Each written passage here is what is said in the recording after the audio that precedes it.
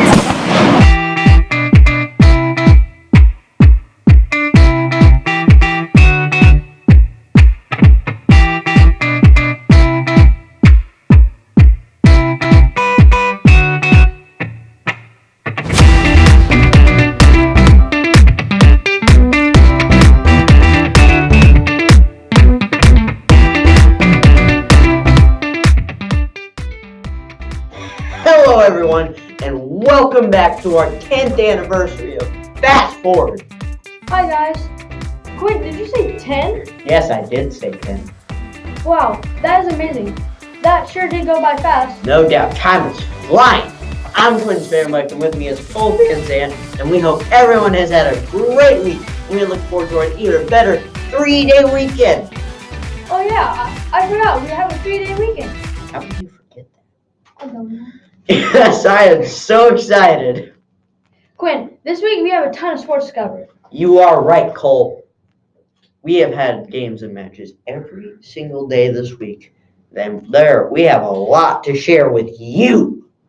We at Fast Forward have been busy, on the beat, trying to get out there and cover as much as possible. That's right, Cole. Therefore, we are going to show you something a bit different with our sports this week. And we're going to report the action in chronological order.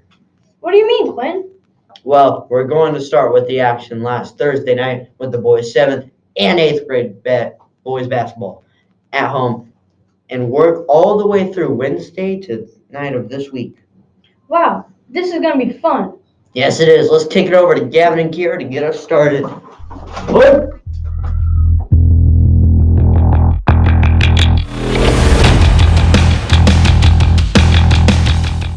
Thanks, Cole and Quinn. I'm Gavin Long. And I'm Kieran Odie. We are absolutely in full-out sports mode and are going to get started with coverage for you right now.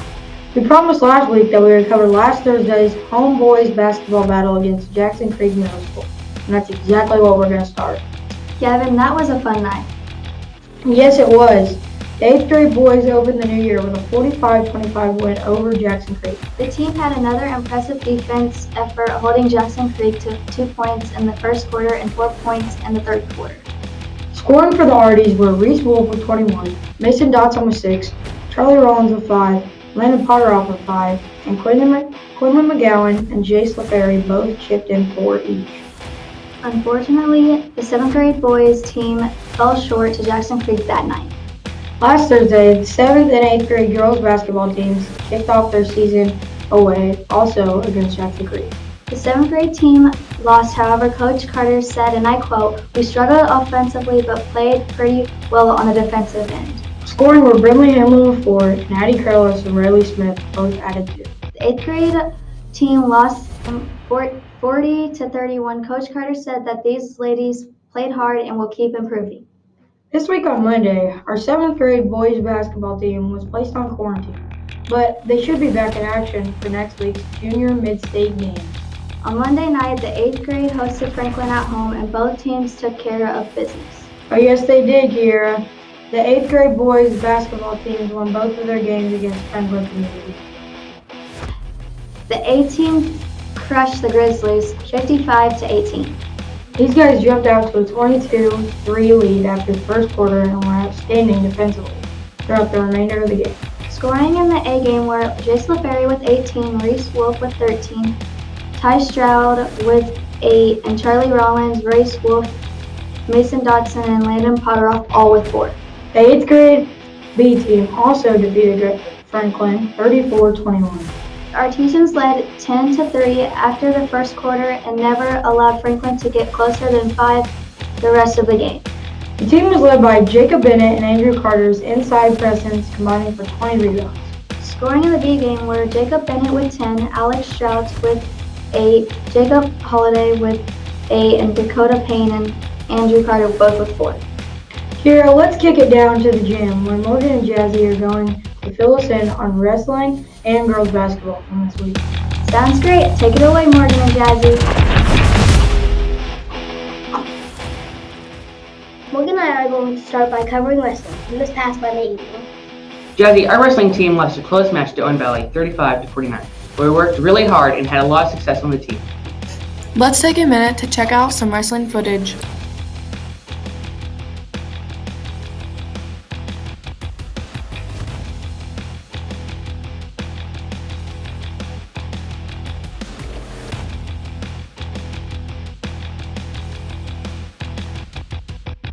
Pulling through priorities with pins were 11 wrestlers. That's right, Jazzy. Those wrestlers with one pin on the night were Nathan Crawford, Ezra Osler, Dalen Lane, and Thad Smith.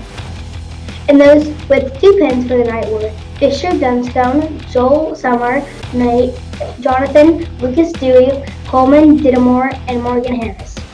Our girls basketball team took to the court again on Tuesday night, where they hosted the tough Monrovia Bulldogs. Both teams met defeat, however, there was much improvement on the court. The girls for the contact tracing had short 2-point guards. However, the girls hustled to fill those spots, scoring with the 7th grade team were Brindley Hamlet with 6 and Audrey Hainline with 2. Coach Carter says, and I quote, "Those were good moments in last night's game, and we will look to improve them and get better." As for the 8th grade team, who also met defeat, there were a great defense hustle on the court by Layla Wolf and Brooklyn Schweitzer. Schweitzer posted an offense threat, driving to the basket, making things happen many times, but the team fell short of strength of the Bulldogs. Scoring for the 8th grade girls were Brooklyn Schweitzer with 12 and Ava Nennis with 2. Jesse, that's a wrap for this week's JRW Sports. We have another busy week of sports next week. Yes, we do, Jazzy. In the meantime, if something stands between you and your success, Move it! We'll catch you next week, guys. Go Arties!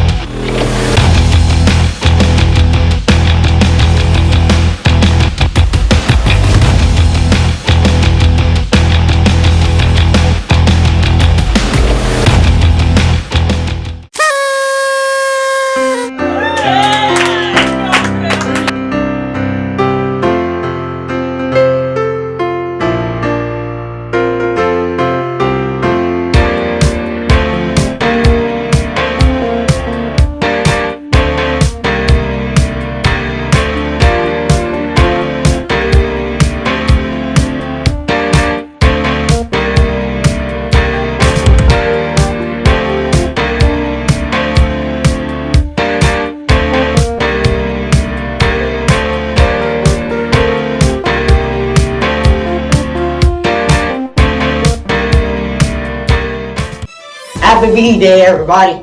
Yes, happy birthday. Now it's time to switch gears and hear what's been happening in our hall, clubs, and classrooms. That's right, Quinn. It's time for the news from the office. Take it away, Cadence and Keeley.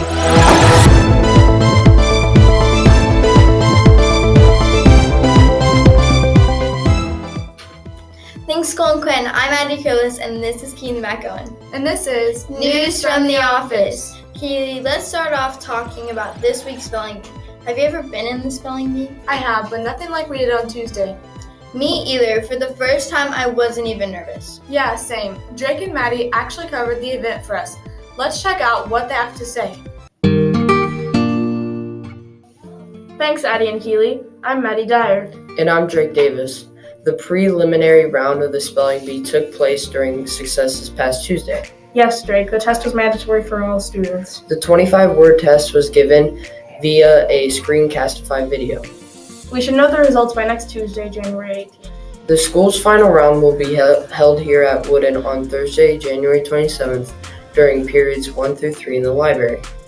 The winners will move on to Bloomington next, and then ultimately the championship round, which will be aired on ESPN from Washington, D.C. I'm a believer, not a trace of doubt in my mind.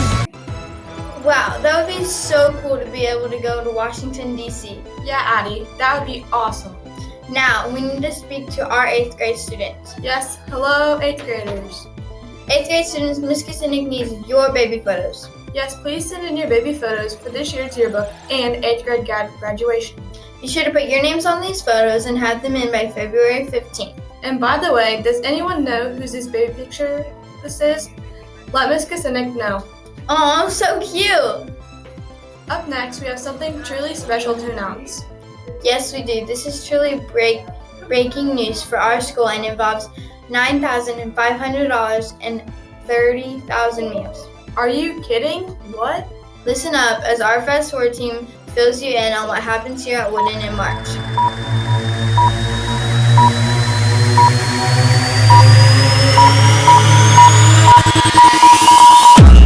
Breaking news.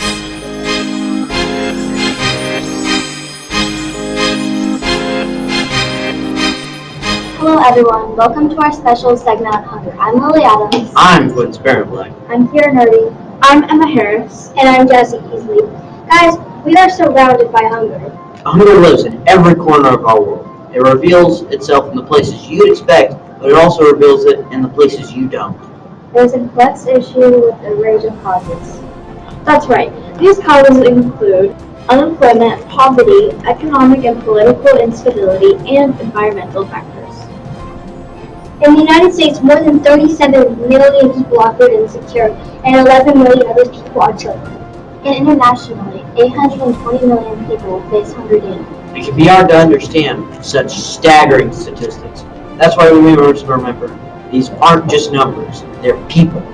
There are neighbors, friends, and coworkers struggling to make ends meet. They are the children of developing nations with little to no access to food. There are families out there that have to choose between hunger and medical bills. I am proud for many reasons to be a member of Woodin Middle School, but what you are about to hear makes me prouder than anything. Me too, Lily. Listen now as we hear something very important from our leaders in our building and what we at Woodin Middle School can do this spring. Listen close. Good morning, everyone. I'm Emma Harris. And I'm Noah Gunn. And with us this morning are Mrs. Matthews, Cameron Beasley, and Doug Reynolds. We understand that because of you all, here at Woodin, we're having a really cool event this coming March. Yes, the event is called Pack Away Hunger. Can you please tell us a little bit about this? I guess it started when several years ago up at Mount Pleasant Church, they had a Pack Away Hunger event. And so a lot of us, participated, and we're good friends with the Beasleys. So Cameron was there, and I think there must have been several hundred people in a huge gym just making meals like crazy. And so I get their emails, and I was asking if there's one around here that I could, volunteer for, and they said there weren't. But would you want to get one going?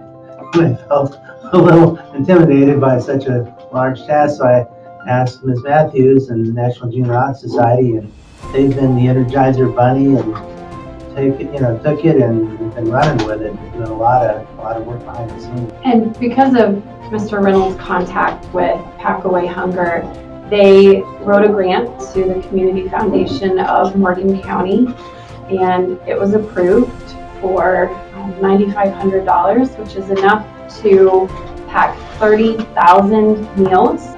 So those 30,000 meals will all stay here in Morgan County, and we've planned the event for Friday, March 18th, and it will be students who are doing most of the packing that morning in the cafeteria, and so we need at least 100 students that morning, and so a few groups have already signed up their groups to participate. National Junior Honor Society will be there, the tennis team will be there, student council, girls basketball team, and so we're looking for a few others to fill those spots.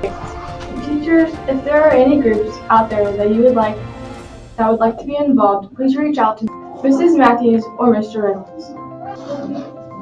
Thank you guys for coming in today. Yeah, you're welcome. Thank you. We're really excited to bring this to our school. More than 8,000 children die of hunger-related causes. In the United States, 13 million children don't have regular access to food. Pack Away Hunger is a nonprofit determined to improve the lives of those who suffer from hunger and malnutrition. We strive for a world where people no longer go hungry and work to make that a reality by providing life-changing nutrition to those in need. Our sole focus is to pack and distribute the most nutritious food possible. Our NutriPlenty meal contains rice, soy, vegetables, and most importantly, a blend of 21 vitamins and minerals that is scientifically proven to alleviate and reverse the effects of malnutrition in young children. The NutriPlenty meal is made with just a pot, boiling water, and a spoon. This simple preparation is ideal for food pantry clients and for those in developing nations. When you partner with Pack Away Hunger, your organization will make an immediate and measurable impact for those in need.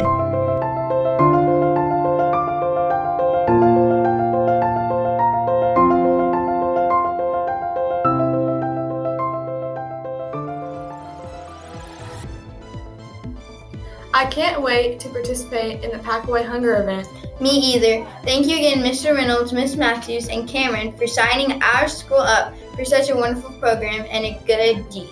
And Fast Forward will be there helping make these meals. Keely, did you know that we're coming up on a 3-day weekend?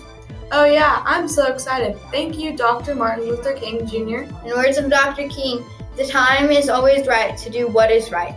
And what are you doing for others? That's a wrap for our 10th edition of Fast Forward. But don't sign out just yet. Please take one more minute of enjoying the clip featuring this inspiration of Dr. King. Have a great long weekend, everyone.